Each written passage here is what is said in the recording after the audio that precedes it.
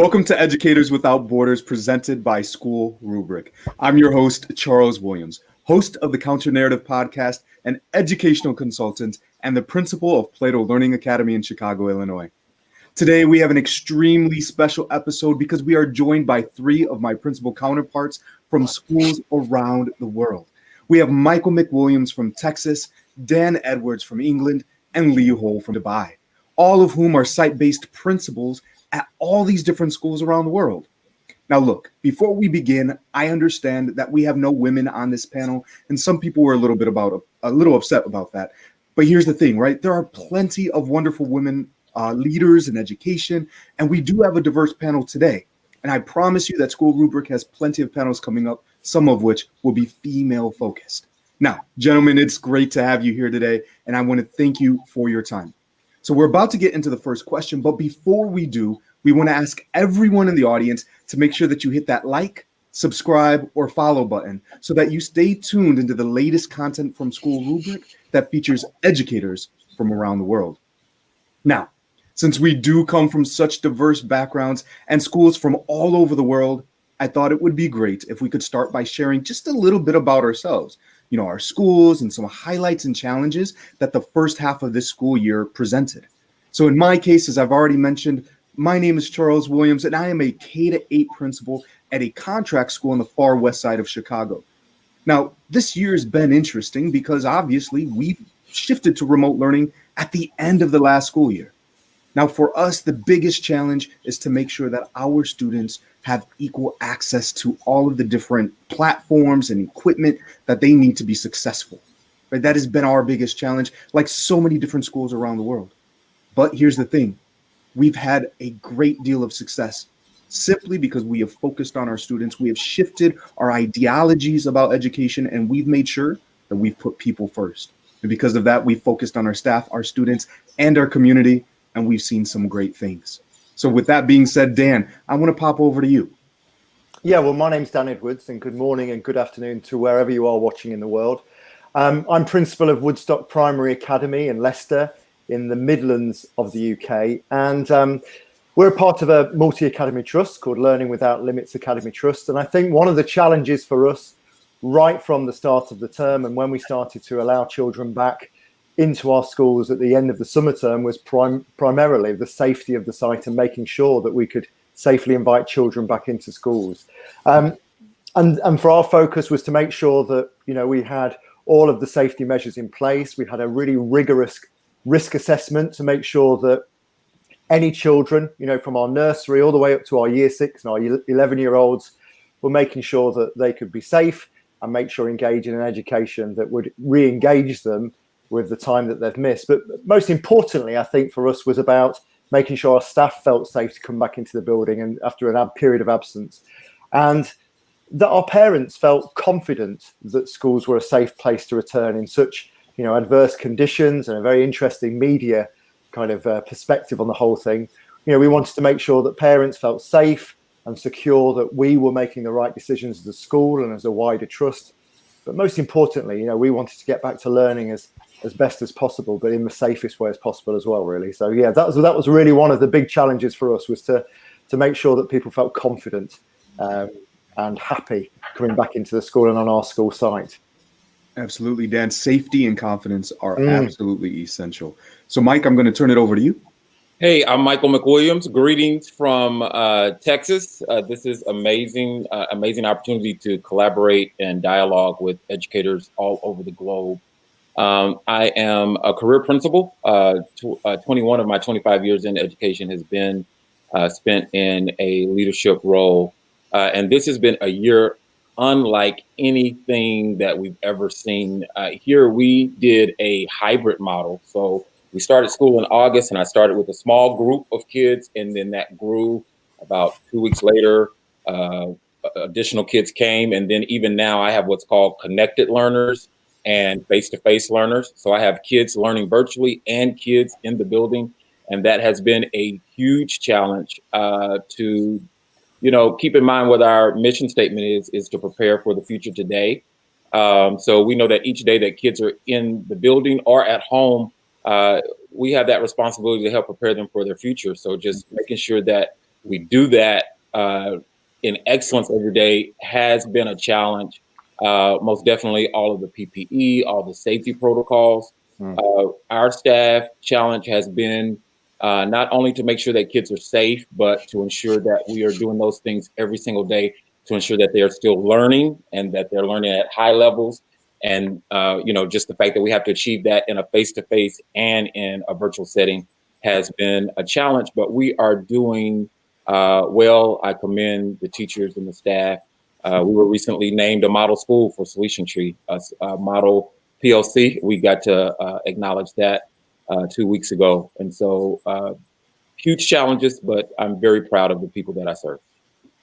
Thank you, Mike. I might have to pick your brain a little bit. We're looking to move into that hybrid model. So there's some questions I have. I would love to share the pitfalls, the challenges, pick my brain. Absolutely. Have a journal. I'll share a few pages with you. Thank you. And last but not least, Lee, could you introduce yourself, sir? Hey, how you doing? My name's Lee Hole. I'm the secondary school principal at GEMS International School in Dubai, UAE. We're a K-12 IB continuum school, which means we offer the PYP, the MYP, and the DP. We went into remote learning like everybody else at the tail end of last school year, but since returning in September, the UAE government the UAE government have done a really good job of containing COVID in general.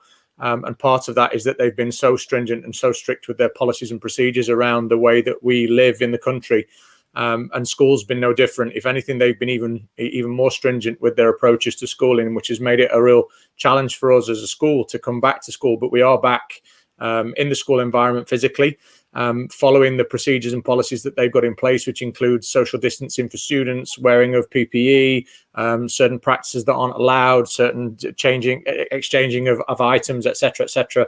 That's made it a real challenge for us. And then bold into that, we've got the fact that we have to offer remote access to learning as well, in the same as my colleague Michael was talking about. So we are in a hybrid model as well. That is a parent decision to make. They can come back into school, or they can choose to stay on remotely in our school, that is, because we do have the capacity to get all of our learners back in school, and we're able to meet those procedures and policies that are set.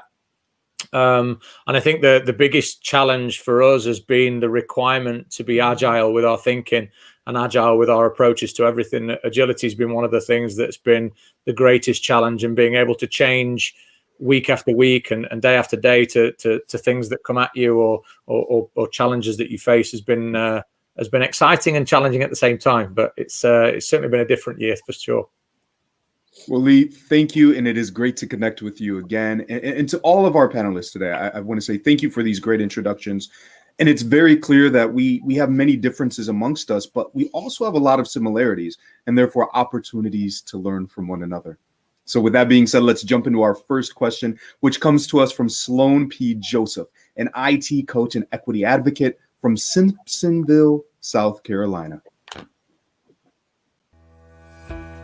As school leaders, how are you monitoring if there is a learning gap created by the disruptions in learning as a result of the pandemic? And if there is indeed a learning gap, what are you as principals willing to do to address those challenges? All right, Mike, go ahead. Okay. I think that is something that we all worried about when we went remote in the spring of last year. We start hearing terms like COVID slide appear, and then there was the worry of COVID slide compounded with summer regression. One of the things that we've done at our school is to make sure to address the slide is most definitely when we came in, we have to value assessment. And I know assessment gets a bad rap in education sometimes. But when you use assessment to inform instruction, formative assessments, when it's used to inform instruction, it can be very, very powerful. So we most definitely ensure that we did assessments at the beginning of the school year when kids got there. And then we have identified essentials on our campus. What does each kid need to know? And we have to ensure that they learn at each grade level to be successful in the next. And so when we identify kids with gaps, definitely we look at all tier 1, tier 2, tier 3 instruction. And the most powerful thing that we do on our campus to ensure we're closing gaps is to engage in a dialogue that includes the teachers, parents, and the students so that they know where they are, where they need to go and what they need to do to close that gap. We spend a lot of time with teachers with time to collaborate and to really pour through assessment, because assessments tell you more than student achievement. It also tells you, identifies needs for PD, and it identifies times for teachers, things that teachers need to do. So we close those gaps by looking at assessment and giving teachers time to have dialogue with each other and to plan interventions that are research-based. And then we teach kids how to set goals, and teachers set goals to ensure that we're working toward making progress. Absolutely, Mike. I love the fact that you mentioned that assessments are not just a reflection of student performance, right? But it's also a reflection of, teacher performance.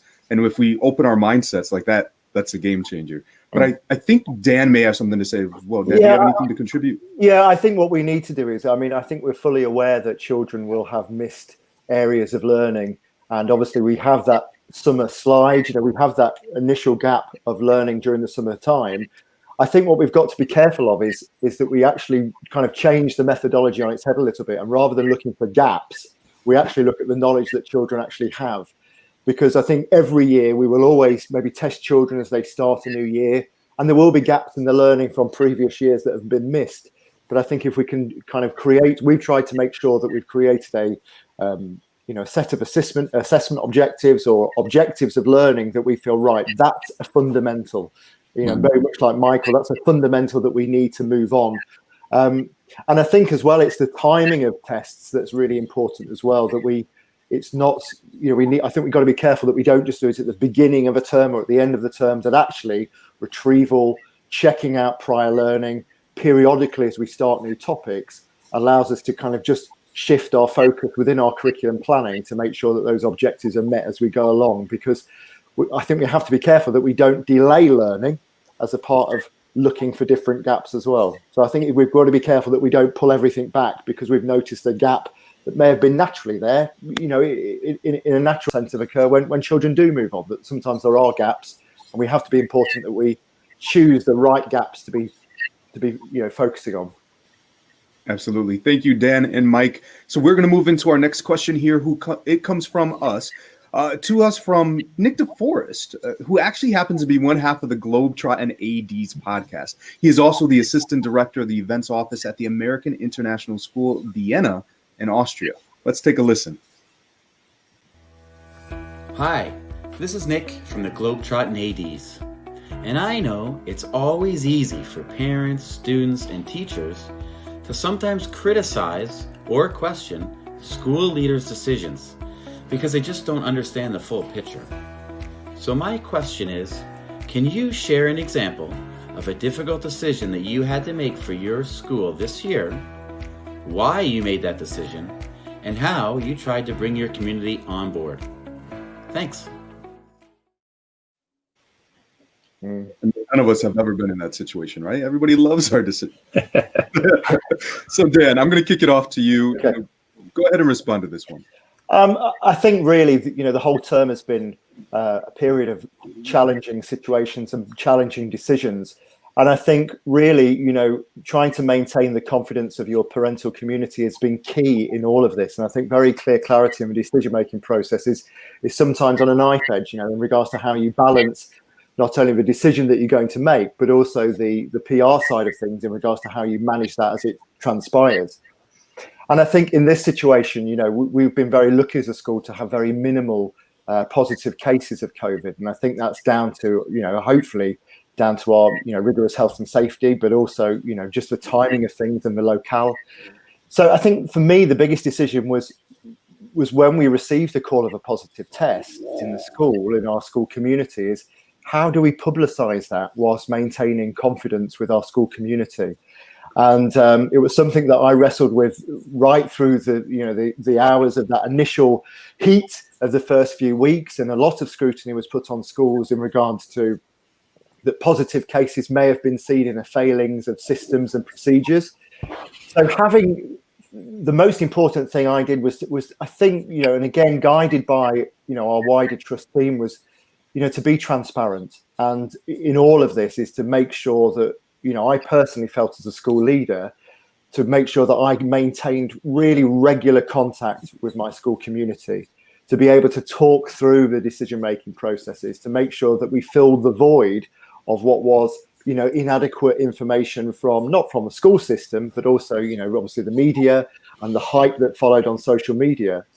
So for me, it was about being transparent, having regular contact, and we developed a Facebook platform where I held regular principal surgeries or one-to-ones with our parent community, and that was really helpful. And actually, as we went through the coming weeks of the term, it was really important that actually, my school community, as well as my staff and the children, had a greater confidence with the situation we were dealing with, and also the management structures we were putting in place to deal with the situation. So I think it was that first initial, it's a positive case. How do we deal with this? How is this going to go? How is this going to be reflected in the community?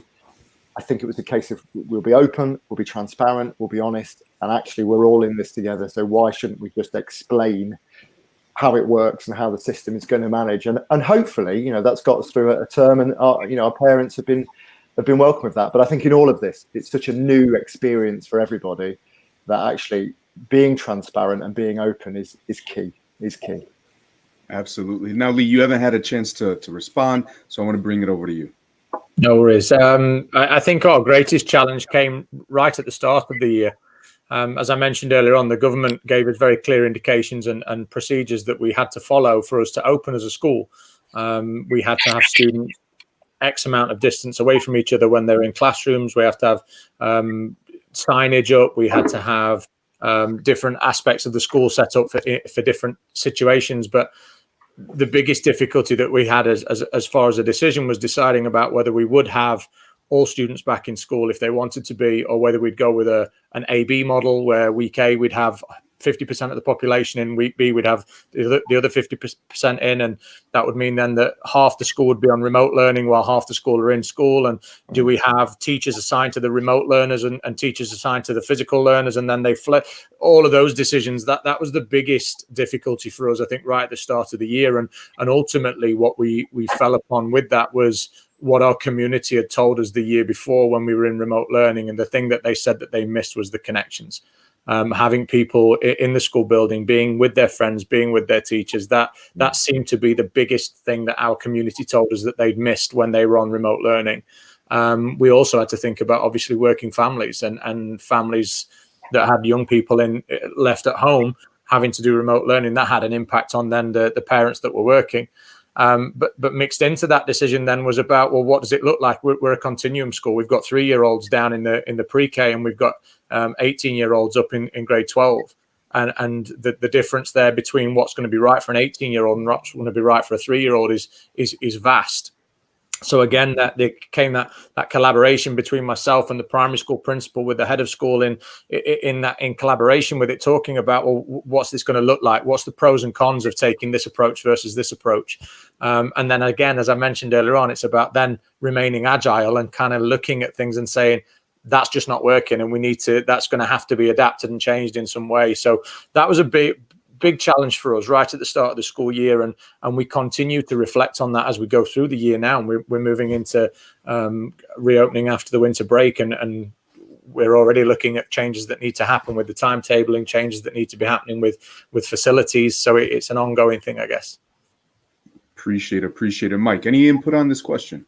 I just want to reiterate the value of communicating with the community. I think the hardest decision that was made on my campus this year was not actually made at the campus level, but it was made at the district level. We're a campus that traditionally has a lot of parent involvement. So we have lots of volunteers in our building every single day, which really left a void. And we have parents that really missed the service that they gave to our learning community.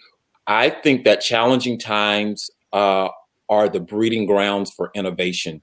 because we have continued the conversation. And what we've really been able to do during this first half of the year is really move more toward a copies and cupcakes involvement, parent involvement, and moving more into engagement. So I've been hosting those, Mugs with Mac is something that I do once a month on the fourth Thursday. We're on Facebook Live or on Zoom with our coffee cups. I have Gator Gab where I go live and answer questions. And we've been really engaging and really being able to just sit and just talk about our learning community and answer questions about learning, teaching and learning and assessment. We've had conversations about our mission, vision, values, and goals. So the conversation that we have with parents, and then allowing them in this new environment to have give us feedback and offer suggestions. Something that we're going to kick off next semester is, you're not coming in running copies and running errands for teachers anymore. How can you get involved? We have them doing, they have started a virtual reading buddy program where they will Zoom in, and during reading workshop, there will be a station where a parent is there reading with a child virtually, working on sight words with the child. And I think challenging times is the breeding ground. Challenging times are the breeding ground for innovation. And I think that parent involvement is going to go to new heights on our campus because of this new environment that we're in. You guys have all brought up some great points, right? I think the biggest thing, right, when we have these challenges is to be transparent. Let them know, look, none of us really know what's going on, but we are doing our very best. And as you guys pointed out, the idea of having relationships, building relationships, helps that communication go ever more, much more comfortably, right? I mean, the idea that they trust you, they know that you are doing what is best for them. And as like Lee said, like, look, we may be doing something, but we have to be flexible. We have to be able to turn and adapt, right? But bringing the community in, making sure that they are a part of it, so they're not just recipients.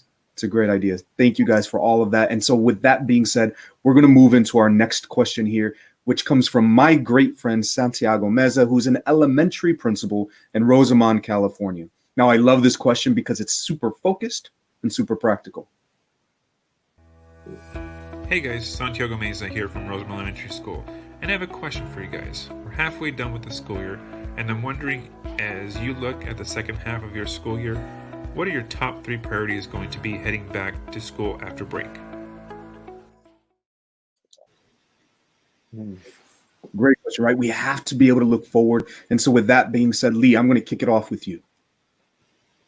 Yeah, I'd like to think that my first priority is always students. So, and that's certainly going to be my first priority when we go back, is about how do we make sure that the challenges that we've found students facing in the opening half of the year, we are constantly looking at how we can negate those as we come back after the winter break. And I talked about the connections that students make and the reason why they want to be back in the school building. They are still struggling with that because now their friends are arm's reach, but they still can't high five each other or give a hug or whatever that might be. And that's been a difficulty for a lot of our younger students, because they are quite tactile and they want to be with their friends, and they want to be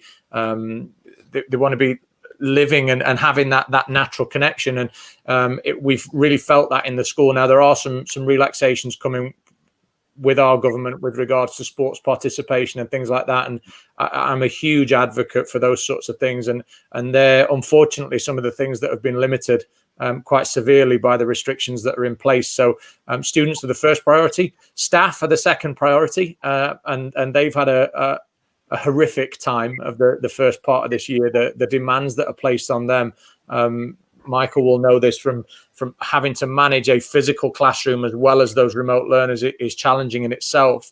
But because of the restrictions that we have, we sometimes have a class split across 2 learning spaces.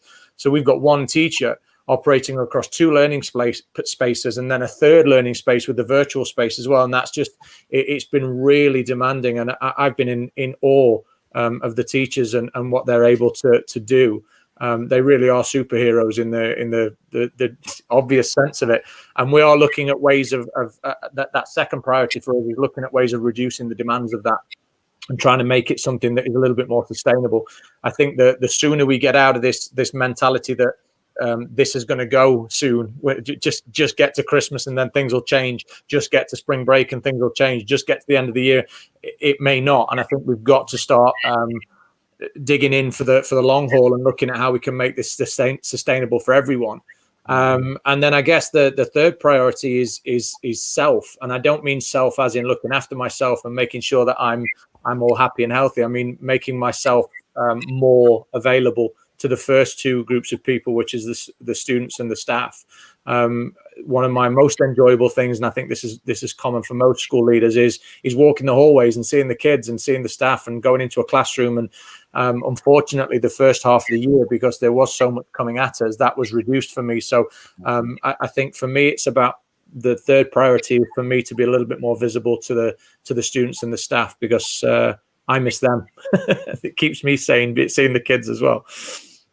Lee, I have to absolutely agree. I don't know if you saw it, but it's a bit of selfless promotion here. But I did create something called the Lonely Principal video. And that is one of my highlights of the day, right? I come in and I say good morning. And so I did it, right? Coming into the hallways, into the classrooms, and it's empty, right? Yeah. And even the kids ask me when I pop into their classrooms, what is it like with nobody there? I'm like, it's horrible, right? Yeah. I can't wait for you guys to come back. Which, if you don't mind, I'm going to pop in and just share with you guys my 3 priorities. So the first one is exactly that. So Chicago Public Schools has announced this idea for all students K through 8 to be back in the buildings on February 1st. And this is a big shift, right? I mean, amongst all of this kind of chaos right now in Chicago with the increase in numbers, right? And the fact that we've been in remote learning for so long at this point, our first priority is to figure out, how do we do this? What does hybrid look like? And so I'm glad that I have colleagues like Mike and other principals, right, who can say, hey, here are some practical ways to make sure that hybrid learning works. So that is our first priority, to make sure that we could actually make hybrid learning work and have that same level of engagement that we've seen during remote learning. Now, the other side of that is we've known that things don't always go according to plan. Like you said, Lee, we'll wait until here and see what happens. And here and see what happens, right? And that is what we've been doing. We said, well, we'll go to spring break. We'll go to May. All right, maybe the first quarter, right? And so we have no idea whether or not we're actually going to come back. And so if we don't, the second priority is, how do we come back and keep that same level of engagement and excitement running with remote learning? Like I said, my teachers have been phenomenal in making sure that remote learning is working really, really well. And so we want to make sure the second thing is that, right, we come back after break, re-energized, renewed, and to make this thing continue running. So regardless of 1 or 2, the third one, and I said this has been driving our success, is to continue focusing on our people. I need to make sure that my staff is okay, that my students are okay, that my families are okay, and that our community as a whole is okay. Because recently I was just talking about the idea, right? We talk about the need for it takes a village, right? But we can't create functioning, well-adjusted kids if our village isn't well, right? So we got to make sure that we're taking care of our community as well. Those are my top 3. So with that being said, as principals, right, our job is to support teachers, right? We were just saying that our job is to support teachers and make sure that they have the training, the tools, and the supports that they need to be effective with our students. And that is why I appreciate this next question, which comes from Christina Nichols, an instructional coach from Texas. Let's take a listen. I think almost everyone can agree that we have a pretty stressed out, anxious, and overworked teacher workforce, even more so than before. What are you as school leaders doing to help teachers through this difficult time? All right, Mike, I'm coming to you. You talked a little bit about it before with assessments. How are you helping your teachers grow, learn, and be successful for their students? Excellent. And I'm smiling because Christina is actually from my campus. I didn't know she was asking a question today. But it is true. Everyone is stressed. Everyone in the building is stressed. And there's a lot of anxiety. So what are we doing to help teachers through this difficult time? I think that everyone goes into education because they want to save the world. They want to help children. They want to make an impact in the lives of others. And all of us have usually been impacted by an educator, and we kind of want to pay that back. We want to do that for other kids. So everyone feels the weight of the responsibility of educating children when they come in the building. And I think that this is what I've identified, because teachers want to do such a great job for kids. They are aware of the responsibility. They know they have all of these lists of all of these things that they know that they have to complete every single day for kids, to give them that experience, to not only make sure that they're teaching content, but that they're making sure that they have life skills, that, you know, we're focused on SEL. There's so many things that teachers have to address during the school day. What we're doing on our campus, and what I am trying to do, is identify, of all of these things that you have to do during the day, let's identify what are those things that are most essential. What are those essential behaviors that you have to perfect? Where do you concentrate your learning? You know, so during this time, we're really identifying what are those things that we can give more grace for? What are those things that traditionally teachers have done, but is not as aligned to mission and vision, and then letting teachers know these are the things that you have to do every day in excellence, and that other stuff, we'll get to it. We'll find innovative ways. We'll delegate to others. But teachers need to have a clear expectation of what is expected of them every day, because they're overwhelmed, because there's so much to do. But they need to know that it's okay if some stuff doesn't get done every day. Mike, that's beautiful. You know, don't stay at this building.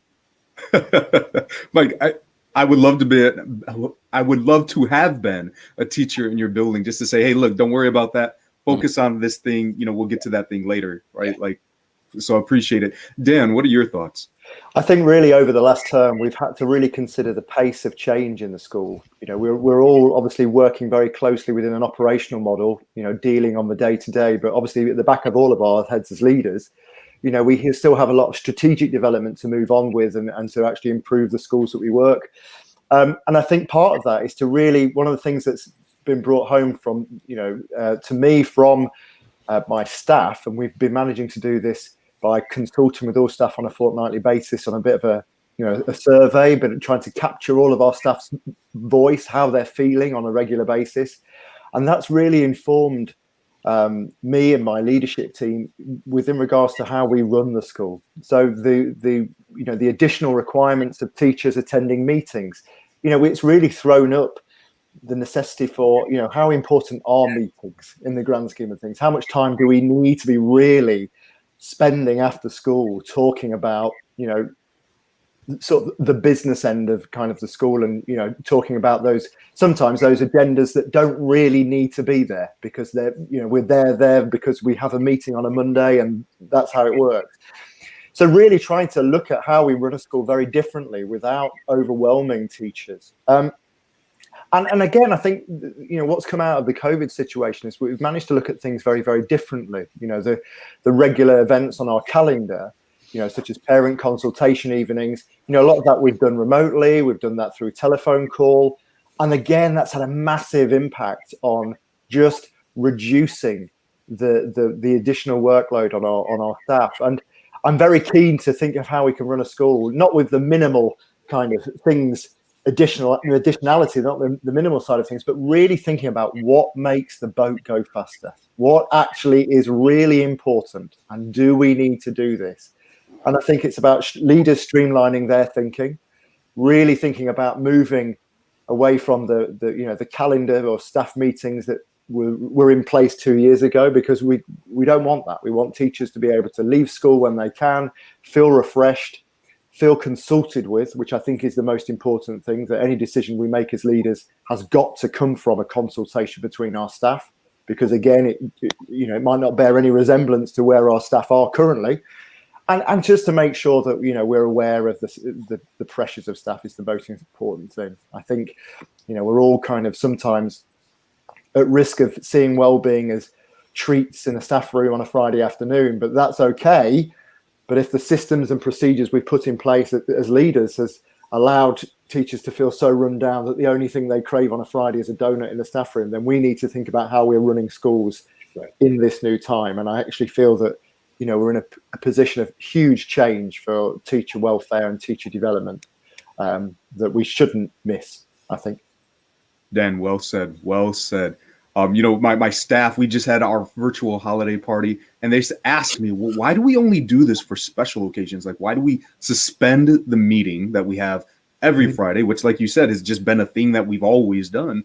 Yeah. And I said, well, what would you guys like to do? And they said, what if we did little activities, right? What if we made pizzas together or baked cookies? Or I was like, there's no reason. And Dan, you're echoing it. So any of my staff, if you're listening, I have heard you. Dan's echoing it here. So I'm going to try to make this thing come true, right? So Lee, with that being said, do you have anything to add to this one? To be fair, I can just add on to what the guys have already said. We've looked at trying to offer more professional trust, and rather than having a hard finish and saying staff have to be on site until this time, we're looking at trying to relax things like that. One of the things that my middle leaders came back about was volume of emails, that's not a COVID thing. That's a general thing in the modern world. So we introduced something, just using something really simple like a Google Sites. We drop all non-essential, non-time-bound news into there. We just say to staff, anytime on the Sunday, if you can just pop in there, check the news that's in there. We've dropped all little things like going through the rabbit warren of a Google Drive and trying to put the links to common files that might be needed into that Google Sites. That's just become like a hub where the news and everything else is in there. We've used that just to try and reduce the traffic that's into emails. So just little things really that add on to what the guys have already said. And listen to what staff are telling you. If they're telling you that this is too much or that's too much, then make sure that you are open-minded and listening to what they're saying.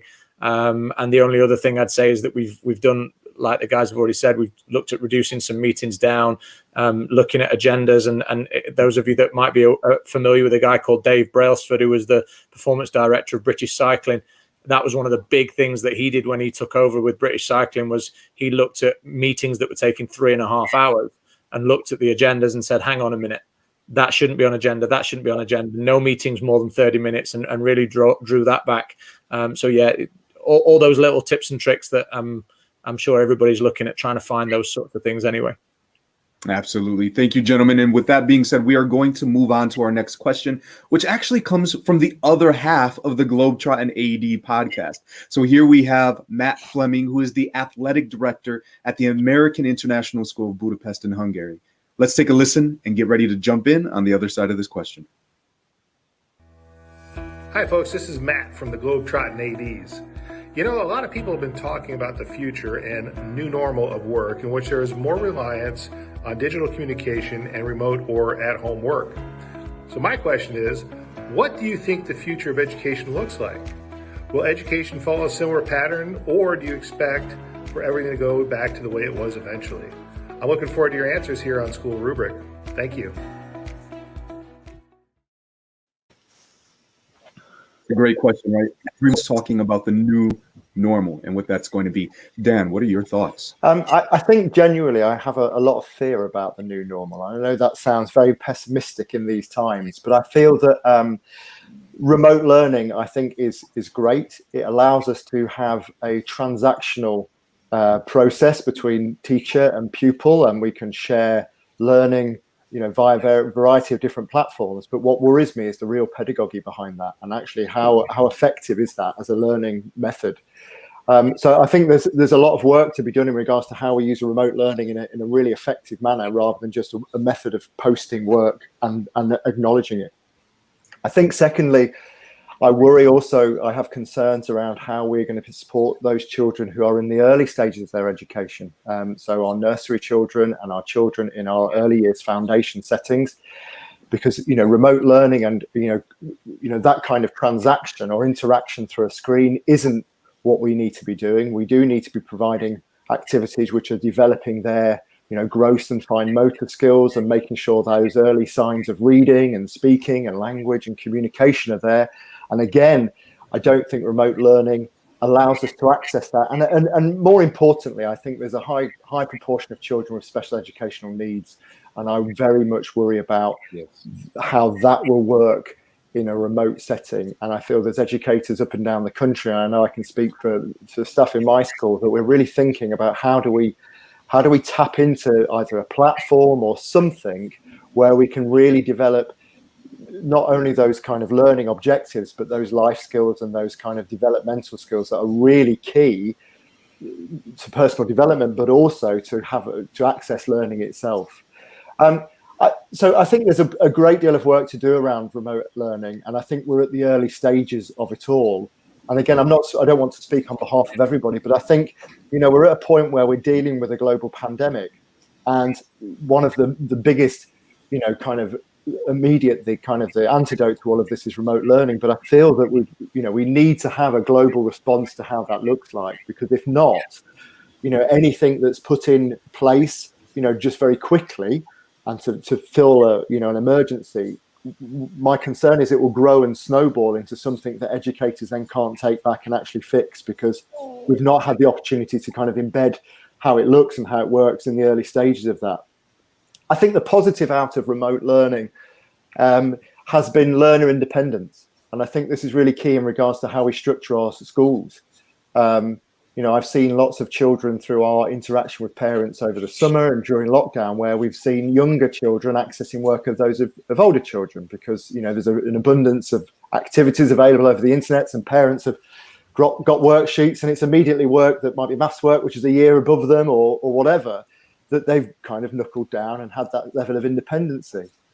So to go back into a school where you're carving up your timetable by hour, it's gone against from the root of home learning, where actually you're asking children to sit down, access a computer, be independent in regards to how they select their work and the order they kind of undertake it.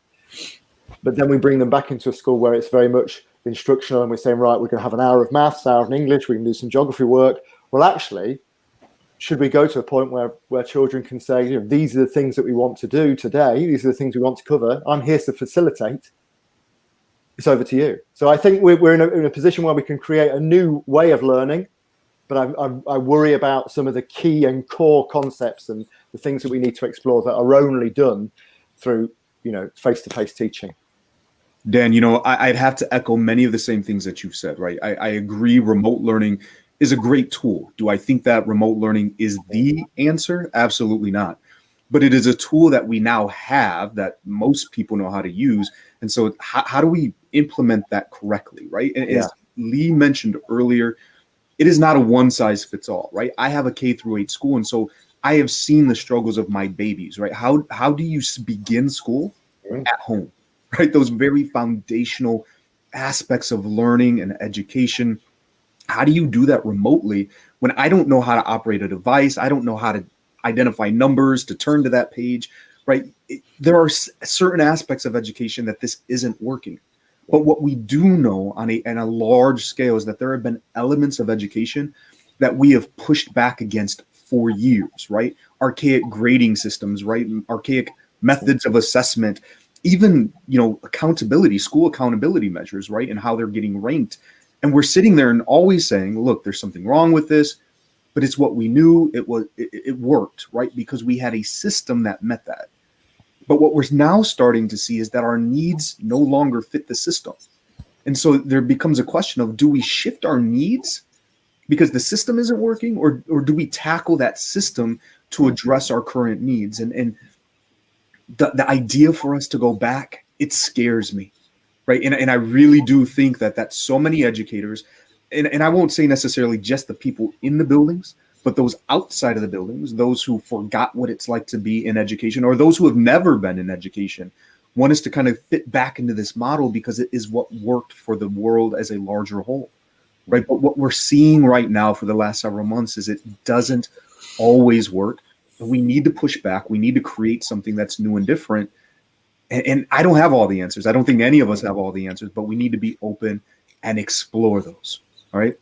Yeah, I think for me, one of the things is about obviously the kind of the things that we put in place for remote learning are discovered and thought through, but also again reflecting on what skills that has the remote learning experience has given our children, and making sure that when they do come back into school, we've thought very differently about the status quo that we present them there. And I think it gives us an opportunity to think about that remote offer. But if we do all come back, and we all come back into classrooms, is to really think about what those classrooms look like and how they operate. Absolutely. Absolutely. Now here, guys, it has been great, but we're coming to our last question. And so here we have this last question comes from Debbie Ferguson. She's the CEO and founder of A Better Classroom from New London, Connecticut. Now, this question is super important, and I'm glad that we're going to have an opportunity to talk about it, especially as we head into the holidays. Let's take a listen to Debbie. A lot of leaders preach self-care and wellness. They have difficulty taking their own advice. What are your plans over the break and going forward to make your own self-care and wellness as a leader a priority? Wellness, self-care, right? This is something that is permeating social media. It is something that we are often talking about, especially now during the holidays, and we're winding down and trying to take some time for ourselves. And so, Dan, I know you ended, so I'm going to pick up again with you, but I would love for each of our panelists to respond to this one, because this is such an important question for leaders, regardless of where you're at. So, Dan? I think I completely agree. We're one of the professions that preach well-being to others, but we, dutifully forget ourselves in all of it. I think for me, this term has been a very, very eye-opening experience. I actually, in fact, caught COVID at the latter part of this term, and it made me very realise that no one is out of reach of actually contracting it. And actually, no matter how fit you are, you need to be making sure that you're really keeping yourself safe.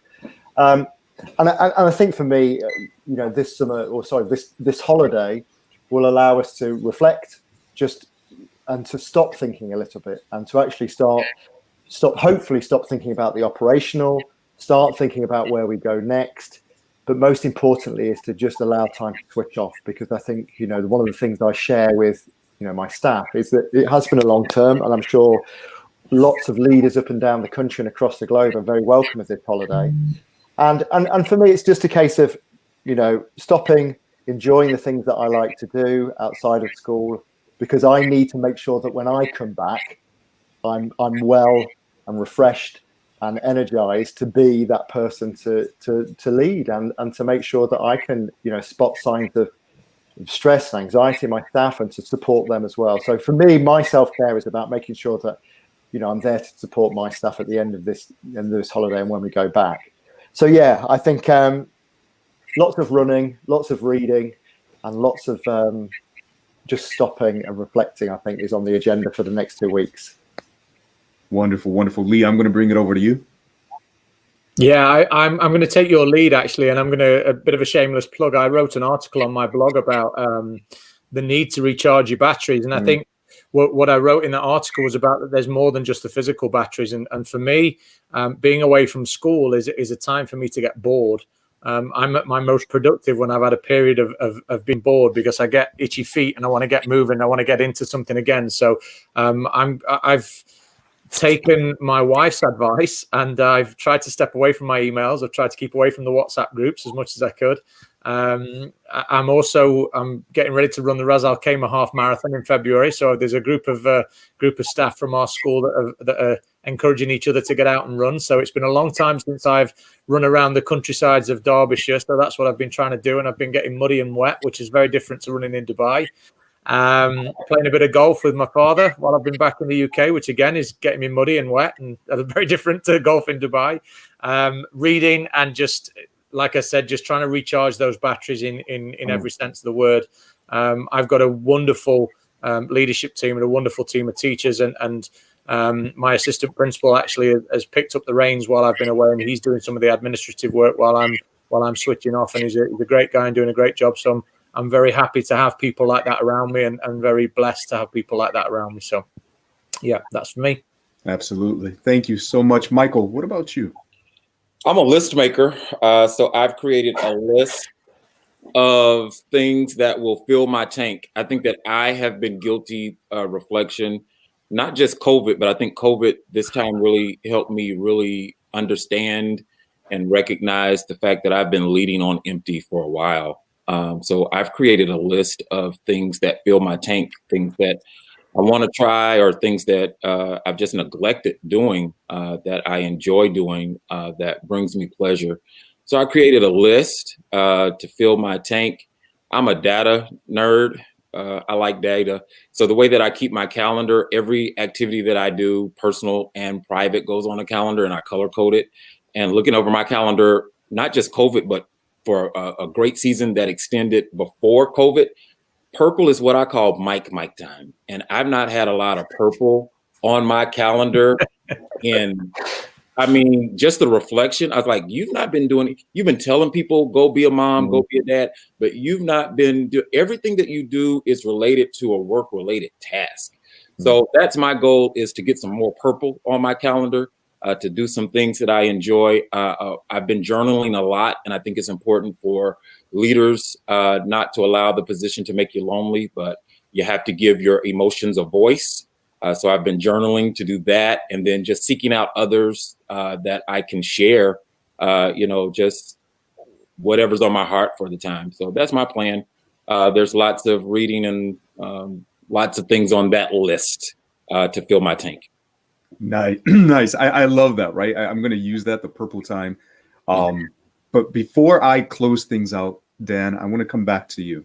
Yeah, I just want to, the idea of journaling, I think, is really important. I know that, blogging has been quite a phenomenon for quite a while, but since I've been keeping a blog, that's been really helpful to kind of consolidate my thoughts and to kind of think about what I'm doing. So that's been really useful as well. But maybe I need to color code my calendar and I need to find the purple. That's what I need to do.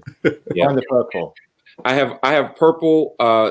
For months, it's been haircut at 10 o'clock on Saturday. That's the only purple that's been on my calendar. And after this holiday, I'm going to do more for myself and get a haircut. So, guys, I think that's going to be one of our takeaways, right? Find the purple. Watch that hashtag go viral. Hashtag find the purple. I was going to say the same thing, right? Find some you time. Find some me time, right? And I know it sounds crazy, right? We're talking about COVID and isolation and being alone, but the reality is, right, we surround ourselves with people, whether in person or virtually, and we're giving. And I would challenge us, right? Because it's been asked of me, like, what do you do for you? And it's like, we don't know, right? So find those things that you can do for you, not about I feel fulfilled by giving to others or taking care of others. How can we truly take care of ourselves? And a little plug here. I don't think School Rubric is going to mind, because on the 22nd, that is exactly what we're talking about. So if you want some additional tips, pop over to office hours on the 22nd, because we're actually talking about wellness tips. So with that being said, thank you so much for all of our panelists here. Thank you for all of our watchers and viewers and listeners. Thank you for tuning into School Rubric's Educators Without Borders, where we convene leading voices in education to talk about topics that truly matter. Lee, Michael, Dan, I want to thank you for taking your time to share your thoughts on today's special panel. And please, for everyone out there, make sure that you like and subscribe to School Rubric and follow us on social media for some great content from passionate educators from around the world. With that being said, happy holidays, be safe, stay well, and we'll see you all in 2021. Take care, guys. Thanks, everyone. Thank you. Enjoyed it. Thank you. Thank you for watching School Rubric's Educators Without Borders. Be sure to subscribe to our YouTube channel, where we highlight voices and perspectives of educational leaders across the globe.